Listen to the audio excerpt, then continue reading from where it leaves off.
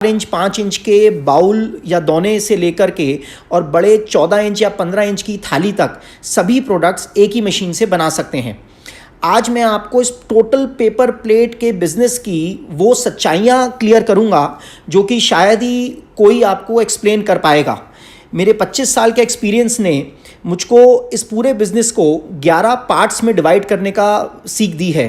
तो अब मैं आपको इस टोटल पेपर प्लेट की बिज़नेस को एक्सप्लेन करने के लिए 11 पार्ट्स में डिवाइड कर रहा हूँ।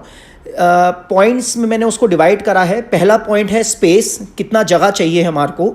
Second point is electricity. Third point is production. Fourth point investment.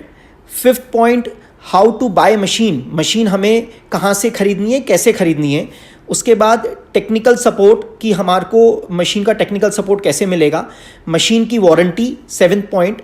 Eighth point, machine के अंदर हमें क्या प्रॉफिट होगा। पेपर प्लेट के बिजनेस चला करके, पेपर प्लेट के बिजनेस को करके हमें इसमें क्या प्रॉफिट होगा। नाइन्थ पॉइंट रॉ मटेरियल कहाँ से लेना है, कैसे लेना है। टेंथ पॉइंट मार्केटिंग कि हमें माल कैसे बनाना है, कैसे बेचना है।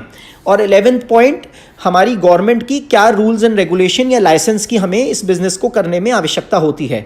तो टोटल बिज़नेस की इस नॉलेज को देने के लिए मैंने इस बिज़नेस को 11 पार्ट्स के नॉलेज में डिवाइड करा है और मैं वन बाय वन आपको इस पूरे बिज़नेस का एक्सप्लेनेशन दूंगा। पहले तो मैं आपको ये बता दूं कि जितनी भी चीज़ें मैं आज आपको ये बताने वाला हूँ ये मेरे 25 सालों का एक्सपीरियंस है इस बिज़नेस के लिए, जो कि आज मैं आपके साथ शेयर कर रहा हूँ। Point number 1, space. कोई भी इंसान जब कोई नया बिज़नेस करता है तो पूछता है मेरे को जगह कितनी लगेगी। इस मशीन के अंदर, इस मशीन को चलाने के लिए हमारे के लिए एक 8 बाय 10 या 10 बाय 10 का कमरा काफ़ी होता है। इस मशीन को 2 फुट बाय 6 फुट की जगह लगती है। मतलब इस मशीन का जो साइज़ है वो 2 फुट बाय 6 फुट है। तो हम इस साइज़ के अकॉर्डिंगली किसी भी एक कमरे के अंदर, अपने छोटे घर के कमरे के अंदर इस मशीन को चला सकते हैं। Point number 2, electricity. इस मशीन के अंदर 1/2 HP की सिंगल फेस की क्रॉम्पटन ग्रीव्स की कंपनी की ब्रांडेड मोटर लगी होती है, प्लस कुछ हीटर्स होते हैं क्योंकि हमारी जो डाई होती है जिससे हम दोना या थाली बनाते हैं उस डाई के अंदर हीटर्स होते हैं। तो ओवरऑल 1 यूनिट पर आवर का कंजम्पशन आता है। मतलब घर की बिजली से आप इस मशीन को चला सकते हैं। जो घर में डोमेस्टिक लाइट होती है, सिंगल फेस की डोमेस्टिक लाइट, उससे आप इस मशीन को चलाएंगे और आपका बिजली का खर्च 1 यूनिट पर आवर का आएगा। पॉइंट नंबर 3, प्रोडक्शन एक बहुत बड़ा पॉइंट है क्योंकि किसी भी बिज़नेस को करने के लिए हमें टर्नओवर और प्रोडक्शन का नॉलेज होनी बहुत ज़रूरी है। इस मशीन से हम 2400 पीस 1 घंटे में बनाते हैं, 2400 पीसेस पर आवर।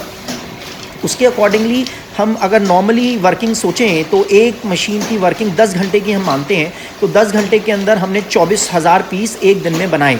तो production is 24,000 pieces in 1 day. उसके बाद में जी 4th पॉइंट आता है इन्वेस्टमेंट। अब ये इन्वेस्टमेंट एक बहुत बड़ा पॉइंट है जिसको मैं बहुत अच्छी तरीके से एलेबोरेट करके समझाना चाहूँगा आपको। इस इन्वेस्टमेंट के पॉइंट को मैंने 4 भागों में बांटा है।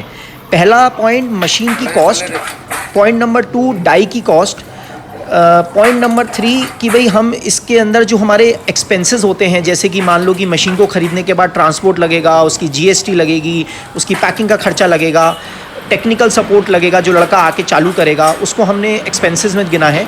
और फिर रॉ मटेरियल जो हमें बाज़ार से ख़रीदना है, माल बनाना है और बेचना है। तो इन 4 पार्ट्स का अगर मैं डिस्क्राइब करूं, इन्वेस्टमेंट के नीचे 4 पार्ट्स हैं। तो सबसे पहली चीज़ मशीन की कॉस्ट।